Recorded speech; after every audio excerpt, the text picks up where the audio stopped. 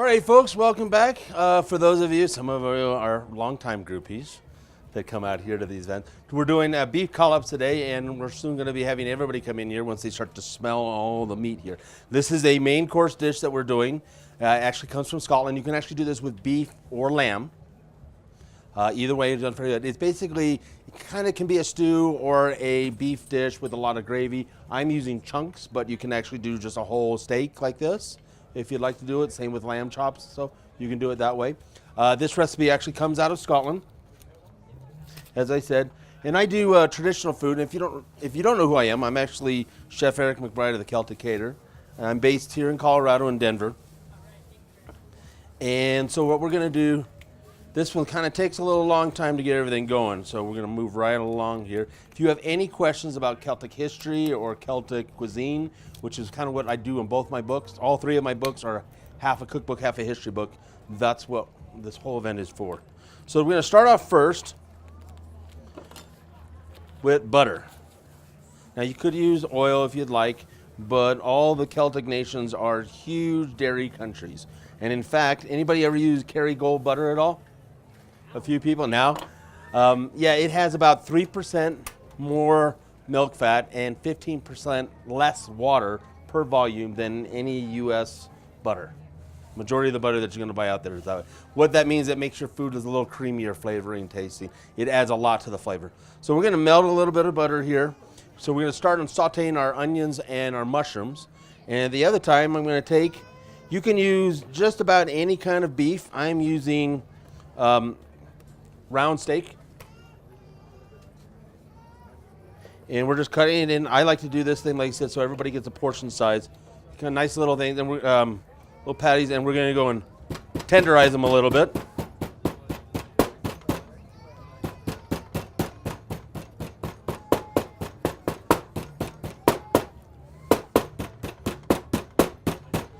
This is going to expand how far the meat goes, as well as makes it nice and tender for the stew.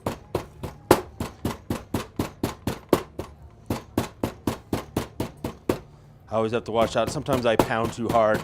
I've worked at a kitchen where they actually wanted to charge me afterwards because I started putting dents into even through a board. So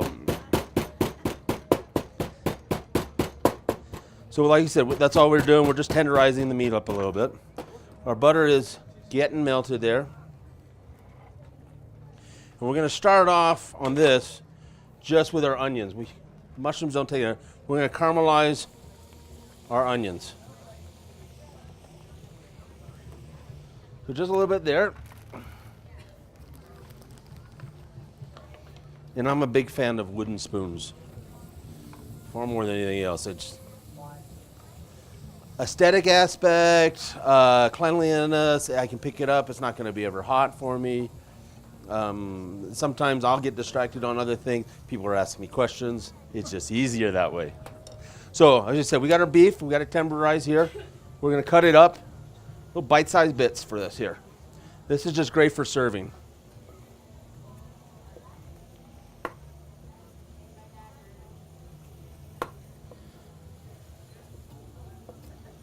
Now, if you wanted to, you could keep the whole steak together like this and saute it, whichever way you feel it's going to work for you. This also goes good with, this whole dish afterwards goes really good with coconut and mashed potatoes, which if you were here yesterday, we did that, 9 variations of coconut and mashed potatoes. It's actually the one dish that combines all 8 Celtic nations together. Scotland, Ireland, Wales, the Isle of Man, Cornwall, Brittany, France, Galicia, and Asturias, Spain. So coconut actually has variations in different ones. Even in Ireland, there's variations in different, in the Western Ireland, Connaught area, it's pretty much just onions, cabbage, and potatoes, all boiled together and mashed up, a little butter afterwards, seasoning. In Northern Ireland, Southern Ireland, they swap out onions for scallions or green onions. In Northern Ireland, they will actually go and use kale instead of cabbage. And the Scots, actually, Western Scotland, do the same thing. They use kale. They'll call it a kilkenny and then mix little parsnips in there with it as well.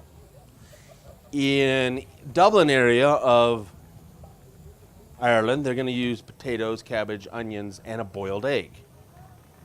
I actually like that version the most. Is my favorite. That boiled egg just kind of, when you're going to mash everything, it expands out that flavor really nice. And then in Wales, they do a very similar version of it. So they have that boiled egg. They have cabbage, potatoes, and then they put leeks in. Obviously, the Welsh love the leeks. That's another one that's very good. Down in Cornwall, they're going to put a little clotted cream into it and maybe a little saffron. In Brittany, France, really nice, they put a little flour and a little white truffle oil into it. Gives it that mushroom flavor, and is very big in it, especially in Galicia, Spain, where they all put wild mushrooms into their kokanen, the potatoes, cabbage, onions, and wild mushrooms. And then in Asturia, they're going to put in a little sour cream and pimentos, but still cabbage, potatoes, onions.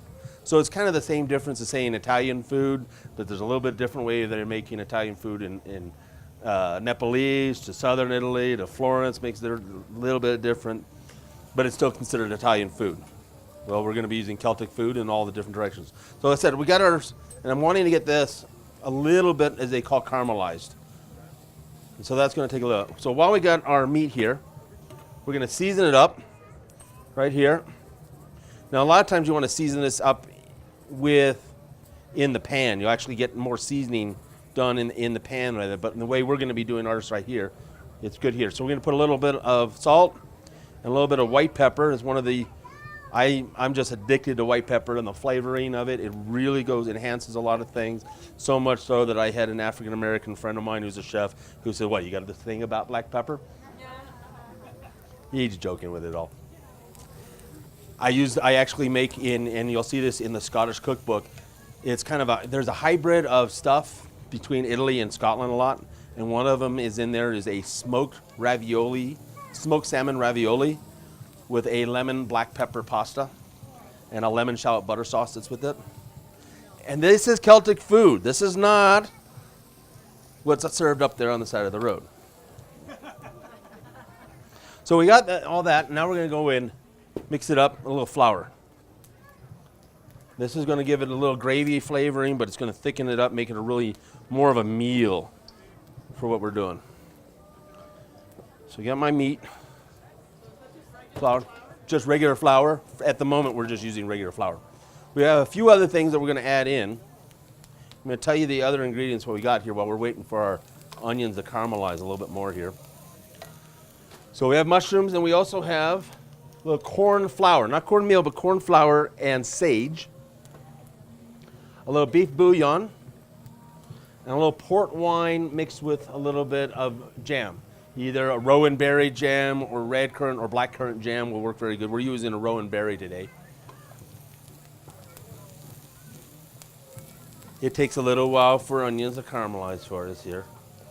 Now granted, you're not going to be able to eat this because I've already made a huge batch for all of you folks to enjoy here. And the Scotch lady down the way who is definitely insisting that I make sure we get her some. Always will take care of my neighbors here for it all. So what we're going to do is right now we got those onions they're not quite caramelized, but they're going to have a nice flavor for it. I'm going to go ahead and throw in my mushrooms at this moment. And a little bit more butter. Now, like I said, you could use olive oil instead if you wanted to. That would be fine. And especially, and now I do this, as I said, I have a catering business in Denver. So I've actually had to make this dish for about 200 people at a time. A little bit different when you're having to use, and different skills when you're having to go and cook that much food at one time. The largest cooking demonstration, the largest party I ever had to go and cook for was 2,000 people. And that was a logistical nightmare. We had to go and make sure, it was a plated meal too.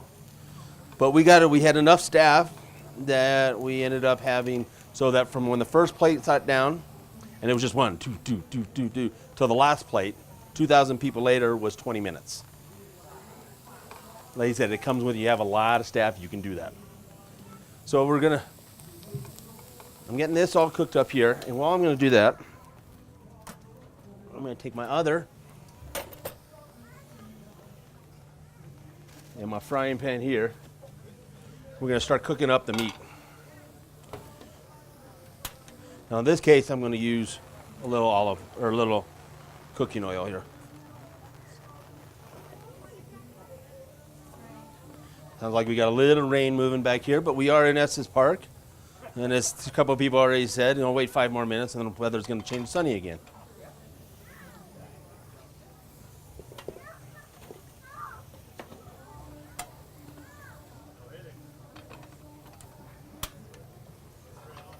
All right, so we can take our meat. So it's already got that salt, the white pepper on it, and a little flour. So if you've been to many of my other cooking demonstrations, you'll notice that most of the recipes are not that complicated. This one might be a little bit more, but it is your main course dish rather than a side dish.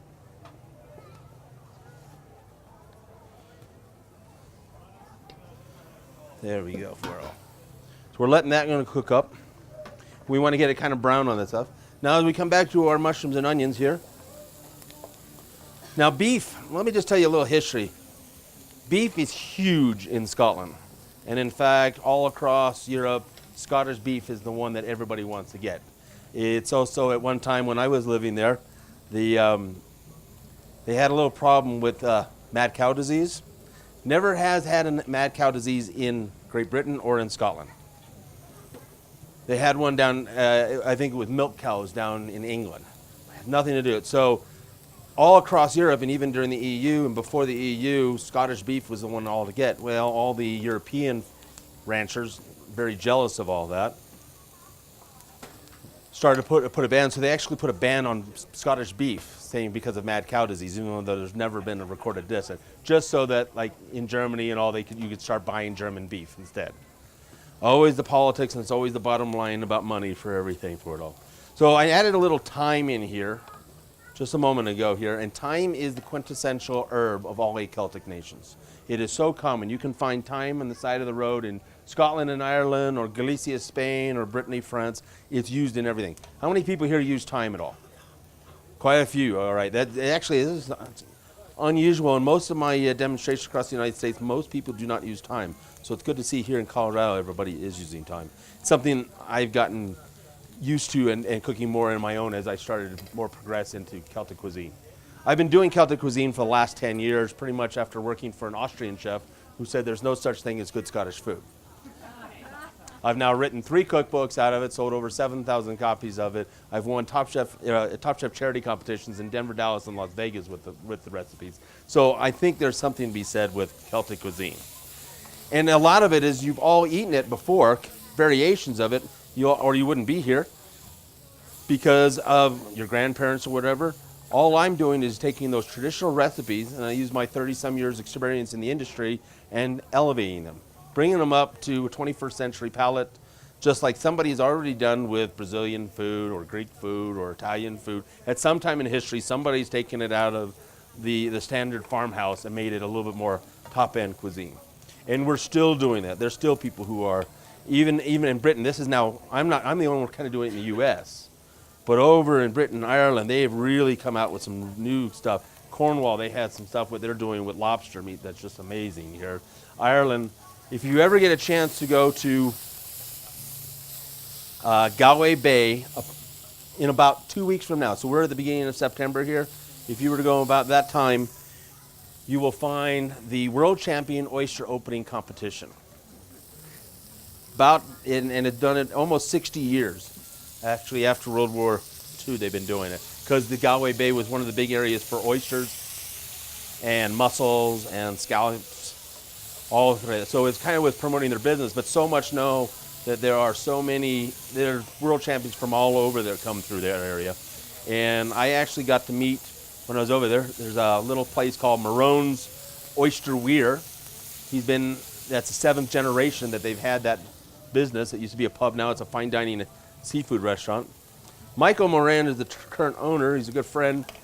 He's actually now, he was when I first met him, just the Irish national champion of oyster opening. He's now the world champion oyster opening, and his father before him was a world champion as well. So they have to go and judge not only on how fast you go and open 30 oysters at a time, but how you present them. So you got, and the judges base yourself. So we got our meat here. We're just browning it up a little bit.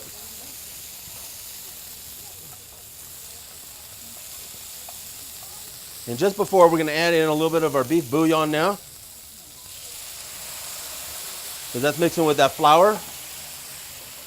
I'm going to turn this off a little bit.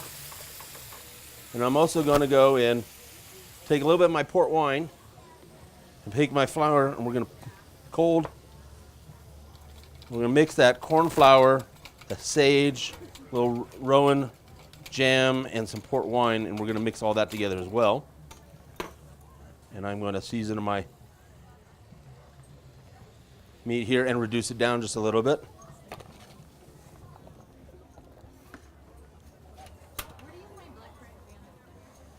Find where? Where do you find blackcurrant jam? Blackcurrant jam, or you can find red currant jam. That's a little bit more easier. Some of the larger, some of the big chains that we have here in Colorado, they do have it, but if it's a smaller store, they won't have it. The bigger stores do have it. That's what I found. Some of the, I don't want to mention right now what the names of the companies or endorse anything, but some of those really are good for if they've got a multiple selection or that's one of their mega stores, they'll have it. Red currant jam is used a lot with, or blackcurrant jam, a lot with Celtic cuisine as a thickening agent. Somebody was asking me in the last thing about one of my favorite dishes called a roasted bubbly jock, which is a roast turkey dish out of Scotland. They take sausage meat, put it into the neck, and then in the stuffing they put water chestnuts, oysters, and chicken livers, about half a container of chicken livers into the stuffing. I actually find now that if I bake that stuffing on the side, it's really nice. It's almost another meat dish. You could go. And then on top of that, you would go and put a little bit of the other half of the chicken gizzards, chicken livers, excuse me, and whiskey, and mince it all together, puree it, pour it underneath the turkey. Then when you get all that fat that comes down into it, then you'll take all that together. It's got chicken livers, it's got a little bit of the whiskey, it's got all the turkey fat. You pour it in a dish, and then you take the tablespoon of the red currant jam. That's the pectin is your thickening agent, so no flour into it at all. And you just heat it up and thing, and then your instant gravy. So there we go. Now we're gonna mix all that together here. We're pretty much done here. We're just gonna let it cook down a little bit more, but we mixed all of it together. The corn flour here is actually more of a thickening agent for it.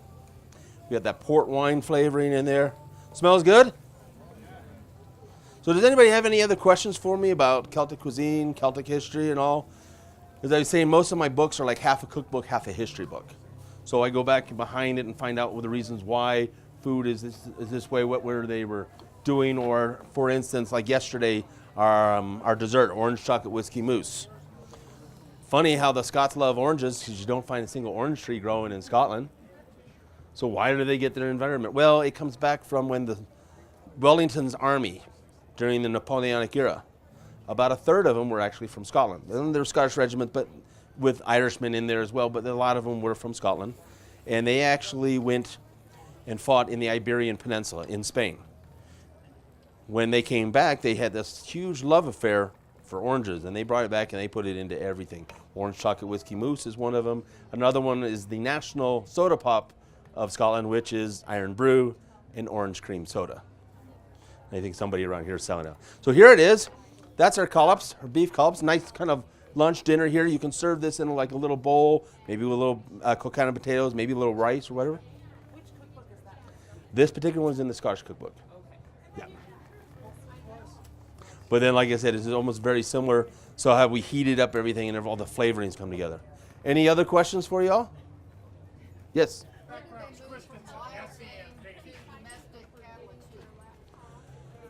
When did that start happening for it all? In Scotland and stuff, you used to go and still have wild, because there was a lot of the raids between each other, the Highland cattle and stuff, and that was still going on well into the 19th century. As far as grazing, but I mean, at that time, most of the cattle was already domesticated, even though they're raising from it. Cattle had been part of Scotland, good God, several hundred, almost a couple thousand, well, let's see, if I remember right, I have heard of some of the stuff going around in beef on the west coast around the early part of Dalriada and Alba, so you're talking about the 7th and 8th century. Some of the oldest recipes that I have found are actually in the Scottish cookbook was the chicken and tarragon cream sauce, which was chicken, and they found this on an archaeological dig outside of Orkney, the Orkney Islands column. Chicken that had been covered in tarragon with remnants of dairy from 3,500 BCE. My version's a little bit more modern. We mix in a little whiskey in there and a little wine and their stuff, and it makes it really good. So was this a very difficult dish to make? Not really at all. A little bit more elaborate than some of my vegetable dishes, but it's pretty easy. We got a nice gravy dish, and you're all going to be able to taste this here in just a moment here. But I want to thank you all. Any other questions for us here today? There is a difference in the beef. Actually, locally here in the United States, really there's only one farmer I have been able to find that is raising the Highland cattle for consumption. Most of it's just decoration. He's actually on the Nebraska, Colorado, Kansas border over there. He actually has a shop up on the road there. I'm not going to say anything more. He's a good guy though. But he sells it. He also has sold some of his Highland to a very famous steak restaurant here in Colorado, up in Morrison. Some of you guys have heard of the place there before, the Fort. Yeah, they actually have brought some of it, and that's about the only. He's very selective on who he sells his beef. He has given me the okay that I will buy some. So he says, all right, I know what you're going to do with it. So any other questions? Well, I know you're. That you'd have to ask him. I take it after it's already been processed, and that's my specialty. He does the specialty of raising. I'm not as much of a farmer for that. Any other questions, though? Yes, sir. No, there's still beef as well. There's still beef. There's obviously a difference between the two of them on that, but lowland, in fact, more lowland beef was around than Highland beef. There's still Highland beef out there, but more lowland beef was what they raided before. And there are journals all the way back through Kenneth McAlpin about beef raids across the border between Northumbria and Galway, Dalriada, and Alba. And it used to be, there's actually a couple of tales where Dalriada and Alba would team up together, maybe with Galway, to go down and raid Northumbria and even go as far south as Cumbria and then take it back. In fact, there's a very famous part where it was on a cattle raid, and they made it, but then all the Cumbrians and Northumbrians followed them, and it was a huge battle on a river as they got further north, and they thought they blocked up one of the passageways across the river here. And they were thinking there was going to be, they were going to lose, they were going to die. They were totally outnumbered by the Northumbrians and all. And there was a sign up in the sky. The blue sky was a cloud, a white cloud in the shape of an X, or St. Andrew's cross. And the battle after ended, and the Scots of Dalriada and the Albanochs of Alba triumphed, and they decided they needed to change their patron to St. Andrew. And that's from it all based off of a cattle raid. So that's what I said. That's what I know. Yes, ma'am. Your Scottish cookbook, is it easier stuff like this? Or? Yes, it is. It's all quite like this. It's all step by step. I make sure that you can go and read each part. That's what I hate about cookbooks, is when I've read it, it's like suddenly you stop something, and it's like, wait, how am I supposed to get from point A to point T? And it's a lot of times ingredients that you can't really get. Like All of the ingredients are farm ingredients. If you can't find it on a farmstead, they're not in the cookbook. You can find any one of the stuff. I mean, some of the rarer stuff we used yesterday in the haggis was beef tongue, but you can still find beef tongue in some big meat stores and on butchers and all that. They all have the ingredients. Probably the rarest ingredient you can find is mace. Mace is the outer vine covering of nutmeg. And ground up, it's really big for seasoning meat in the Irish cookbook and also in baking with dried fruit. And you can find that in some of the organic food stores, and all will have that as well. Everybody's hungry, I can tell. I can just see you all are hungry. Everybody. All right. Well, thank you again here, and we'll be back for one more later tonight. So as we're saying, we'll have you all line up here and get a little bite. And just as I always say, the Irish say, slán go fór. We'll see you there for now.